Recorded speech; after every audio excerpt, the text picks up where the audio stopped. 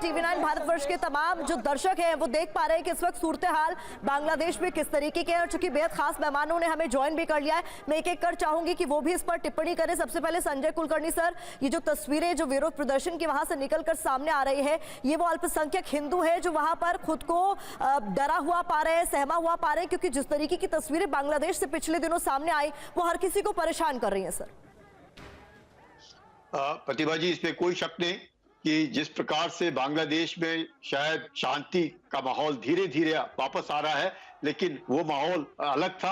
और ये जो माहौल देखने को मिल रहा है, वाकई जो हिंदू लोगों की जो आबादी है ये सब बांग्लादेशी हैं, इनका मजहब हिंदू है, और जिसमें तकरीबन इनकी जो आबादी है वहां पे आज की तारीख में 130 लाख की आबादी है, जो किसी जमाने में 22% हुआ करती थी, अब वो घट करके तकरीबन 7.5% रह गई है। और आप देख सकते हैं ये जो घट गई है आबादी 22.5% से लेकर के 7.5%, ये एक साफ दर्शाती है कि बांग्लादेश में ये बांग्लादेशी हिंदू जो लोग हैं इनके वर्ग जी इनके साथ जो सलूक किया जा रहा है वो ठीक नहीं है। और यही कारण है ये हिंदू जो है अब रास्ते पे उतर आए हैं, ये कहने के लिए कि जिस प्रकार से आप लोगों ने जो उनके घर जलाए, मंदिर जलाए, उनको मारा, पेड़ों से लटका दिया, तो ये कार्रवाई हुई है वो बिल्कुल ये एक शर्मनाक है। और क्योंकि इसी वक्त उनको माना जाता था कि ये अवामी लीग के साथ है, तो और इन्होंने लिबरेशन ऑफ बांग्लादेश 1971 में भाग लिया।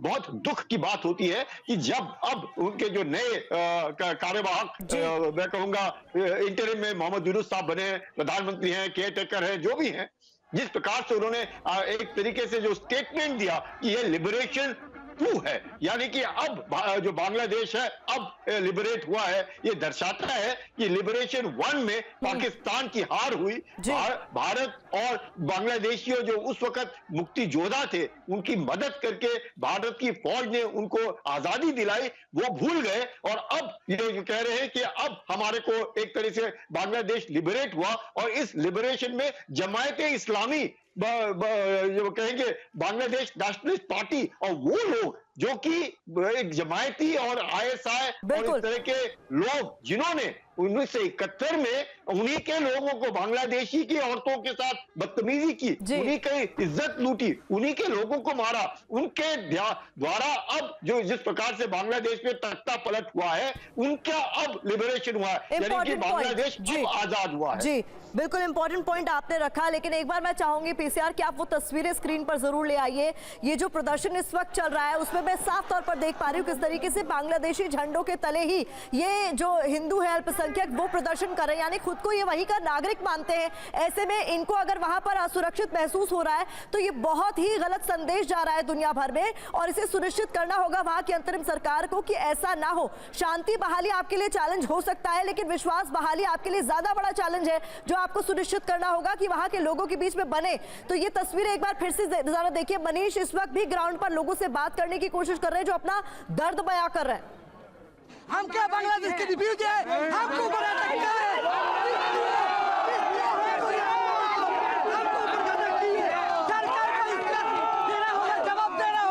सरकार को इसको जवाब देना होगा। हम क्या रिफ्यूजी है? हम बांग्लादेश के नागरिक है। हमको अब तो देख रहे हैं इतनी जनता बांग्लादेश में, चट्टग्राम में आज के जो हो रहा है, चट्टग्राम में सेना भाई ने उस पे किया, उसको प्रतिरोध करने के लिए, किंतु फिर आया। आज देखिए शाहबाग चत्वर, छात्रों जो करा, स्टूडेंट जो करा, आज हम संख्या लोगों की पारेंगे नहीं, अवश्य पारेंगे, हम लोग अवश्य पारेंगे। बांग्लादेश के जो इन्फॉर्मेशन आप पा रहे हैं वो सब मिसगाइडेड है, क्योंकि इधर जो बोल रहे हैं आपके इंडियन न्यूज चैनल में, जो इधर कोई हिंदुओं पे अटैक नहीं हो रहा है, एक्चुअली अटैक हो रहा है, लेकिन आपको मिस इन्फॉर्मेशन दिया गया है। एंड इधर जो आंदोलन है उनके बारे में मिस इन्फॉर्मेशन दिया गया है। हिंदुओं पे अटैक हो रहा है, अभी भी हो रहा है, डकैती हो रही है इधर, घर के बहुत जगह ऐसे है। यहाँ पर स्टूडेंट प्रोटेक्ट को लेके ढाल करके हम लोग हिंदुओं को अत्याचार कर रहे हैं, मंदिर तोड़ रहे हैं, बहुत ज्यादा अत्याचार हो रहा है, और मीडिया कुछ भी फुटेज नहीं दिखा रहा है हम लोगों को। ठीक है, संख्या लोगों को इतना अत्याचार हो रहा है जो हम लोग रोड पे आ गए हैं। हम लोगों को हेल्प करना पड़ेगा भारत सरकार को, हम लोग ये विनती करते हैं भारत सरकार को। ठीक है। यहाँ पर लूटपाट हो रहा है, मंदिर तोड़ रहा है, संख्यालघु को अत्याचार कर रेप कर रहा है भाई, ठीक है। हम रात सो नहीं सकते, हम लोग आतंक में रहते हैं। तो बांग्लादेश में जिस तरीके के हालात है, वहाँ के लोगों को भारत सरकार से उम्मीदें हैं और इसीलिए लोग सुरक्षा की मांग कर रहे हैं और शायद इसीलिए सरकार ने कदम उठाते हुए कमेटी का गठन भी किया है। मुझे उम्मीद है कि इन लोगों तक वो संदेश गया होगा। अनिल त्रिगुनायत सर, मैं आपका रुख करना चाहूंगी।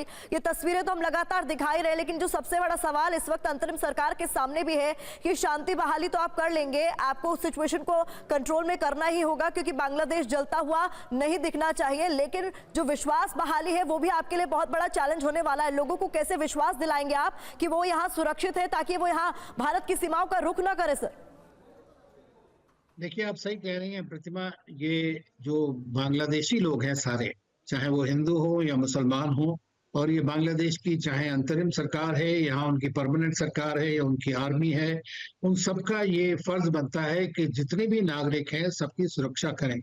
और प्रधानमंत्री मोदी ने जब मिस्टर यूनुस को मैसेज दिया तो उन्होंने उसमें यही माइनॉरिटीज के बारे में बात की कि उनका ख्याल रखा जाए और उनको जो प्रोटेक्शन है वो देना चाहिए, क्योंकि इस तरह की जब ये दुर्घटना होती है या जिस तरह का अपहीवल होता है, और बांग्लादेश में कोई नई बात नहीं है, 20 बार ऐसा हुआ है, गवर्नमेंट बदली नहीं है पब्लिक प्रोटेस्ट के थ्रू, तो उस वक्त में कुछ एलिमेंट्स ऐसे होते हैं जो इस चीज का लाभ उठा करके हिंदूज के अगेंस्ट में बढ़ जाते हैं और हिंदूज के हाउसेस प्रोटेक्ट करते हैं, उनके साथ में काफी जाति की जाती है। और ये आज की बात नहीं है, मैंने खुद देखा है, मैं वहाँ पोस्टेड रहा हूँ कि ये कई बार वहाँ की सरकार उसमें इन्वॉल्व होती थी जो कुछ और दूसरी पार्टीज की थी। तो लेकिन यह है कि विश्वास बाद में आएगा, पहली चीज तो है सुरक्षा प्रदान की जाए।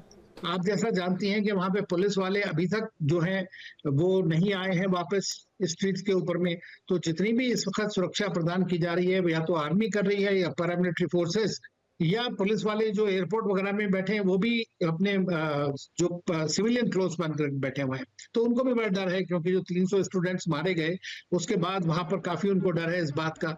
तो पहली चीज तो ये इस इंटरिम सरकार की और खासतौर से जो आर्मी उसको सपोर्ट करती है उसकी ये है कि किस तरह से पूरा देश में, खाली ढाका ही नहीं, पूरे देश के अंदर वहां पर सुरक्षा प्रदान की जाए सबके लिए। लॉ एंड ऑर्डर होना चाहिए, पूरे दिखना चाहिए लोगों को, तभी उसके बाद आपको थोड़ा वो लगेगा कि हाँ हम सुरक्षित हैं। तो उसके बाद विश्वास की बात आती है। अब देखिए इतनी बड़ी जो गवर्नमेंट बनी है 27, उसमें कोई हिंदू तो मुझे नहीं दिखा नाम मिनिस्टर का किसी का उसमें, हालांकि 2 जो पहले लिस्ट चल रही थी तो उसके अंदर था। तो अब ये जो लोग प्रोटेस्ट कर रहे हैं इस वक्त, इनकी डिमांड है कि कोई माइनॉरिटीज कमीशन बनाओ, 10% कोटा दो, और ये इस तरह की सारी चीजें जो है ये बात की बात है।